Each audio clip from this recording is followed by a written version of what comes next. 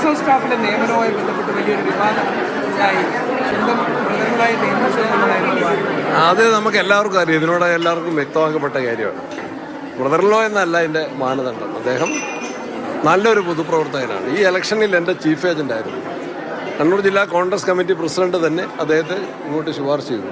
അദ്ദേഹം തന്നെ ആ കാര്യം പറഞ്ഞിട്ടുണ്ട്. 2 ടൈം പഞ്ചായത്ത് പ്രസിഡന്റായിരുന്നു. കേരളത്തിലെ റെക്കോർഡ് ഭൂരിപക്ഷത്തിന് ജയിച്ച പഞ്ചായത്ത് മെമ്പറാണ്. അവിടുത്തെ എല്ലാ പാർട്ടിക്കാരും ഉൾക്കൊള്ളുന്ന കോളേജ് കമ്മിറ്റിയുടെ സെക്രട്ടറിയാണ്, പാർട്ടി സെക്രട്ടറിയാണ്. നല്ല സത്യസന്ധനായ മാതൃകാ പൊതുപ്രവർത്തകനാണ്, എല്ലാവർക്കും അറിയാം. അതെൻ്റെ സഹോദരൻ എന്നത് നിയമപരമായ തടസ്സമില്ലാന്ന് ഞാൻ മനസ്സിലാക്കുന്നു.